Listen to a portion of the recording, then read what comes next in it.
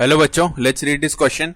The maximum value of z in the following equation z is equal to 6xy plus Y square where 3x plus 4y is less than और equal to 100 and 4x plus 3y is less than और equal to 75 for x is greater than और equal to 0 and y is greater than और equal to 0 is. तो यहाँ पे देखो मैं maximum value बतानी है z की. स्टार्ट कर लेते हैं हम की कॉन्सेप्ट से. तो देखो की कॉन्सेप्ट क्या लिखेंगे हम. The maximum value of z, the maximum value of z will be obtained in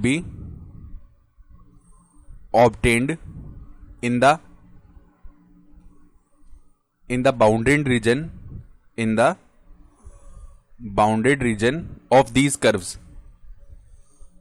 In the bounded reason of these curves. तो हम क्या करते हैं, ये कर्व्स बना लेते हैं, इनका बाउंडेड रीजन बना लेते हैं. फिर इनके जो इंटरसेक्शन पॉइंट्स आ रहे होंगे उन पर हम देख लेंगे कि क्या क्या वैल्यूज आ रही है, और जो मैक्सिमम वैल्यू होगी वो उसकी मैक्सिमम वैल्यू हो जाएगी. तो देखो यहां पे मान लो ये वाई एक्सिस है, इस तरीके से मान लो हमारे पास में एक्स एक्सिस है.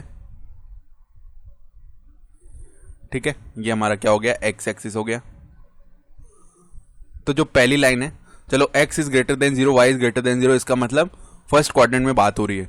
उसके बाद 3x plus 4y is less than और इक्वल टू 100. तो एक बार इसको ऐसे लिखते हैं, 3x plus 4y is equal to 100 करके लिखते हैं. ठीक है, तो जब x से 0 रखा तो y का वैल्यू 25 आएगा, यानी 0,25.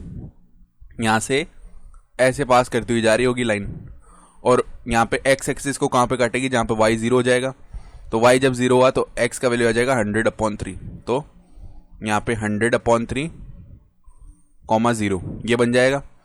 अब लेस देना, इसका मतलब ये वाला रीजन लेना है हमें, अंदर वाला. ठीक है, फिर जो दूसरी है line 4x plus 3y is equal to 75. तो अगर हम यहाँ पे x 0 रख दें तो y का जो वैल्यू है वो कितना बन जाएगा हमारे पास में, ये भी 25 बनेगा, यानी ये भी इसी पॉइंट से जाएगी 0,25 से. और जब यहाँ पे y 0 रख रहे हैं तो x का वैल्यू 75/4 आ रहा होगा. ठीक है, तो 75/4 100/3 से ज़्यादा होता है या कम होता है. देखो 75/4 निकालेंगे तो कितना आएगा लगभग हमारे पास, यहाँ पे 1 आ गया पहले तो. ठीक है, एंड देन उसके बाद कितना आएगा 8, तो 18 पॉइंट समथिंग आ रहा होगा. और 100/3 कितना है, ये 33 पॉइंट समथिंग आ रहा होगा. ठीक है, तो 75/4 कम है, तो ये लाइन जो है ये ऐसे जाएगी. ठीक है, ऐसे जा रही होगी लाइन,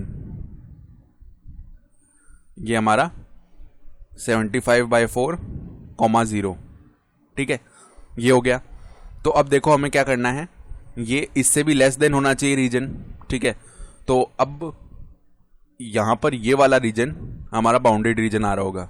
ठीक है, ये जो पॉइंट है ये 0,0 है.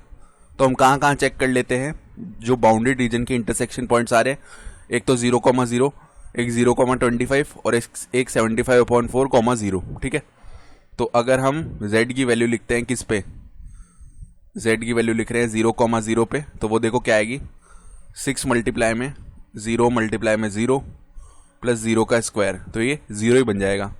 उसके बाद 0,25 पे लिखेंगे z का वैल्यू 0,25 पे, तो 6 मल्टीप्लाई में 0 मल्टीप्लाई में 25 प्लस में 25 का स्क्वायर, तो ये बन जाएगा 625.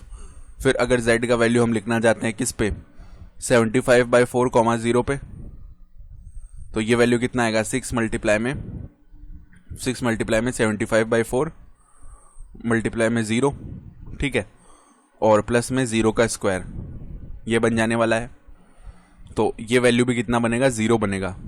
तो यहाँ पे मैक्सिमम वैल्यू 625 आ रहा है. तो देखो मैक्सिमम वैल्यू क्या हो जाएगा, मैक्सिमम वैल्यू कितना आ जाएगा हमारे पास, 625. और यही हमारा रिक्वायर्ड आंसर हो जाएगा इस क्वेश्चन के लिए. I hope you understood this explanation. Best of luck.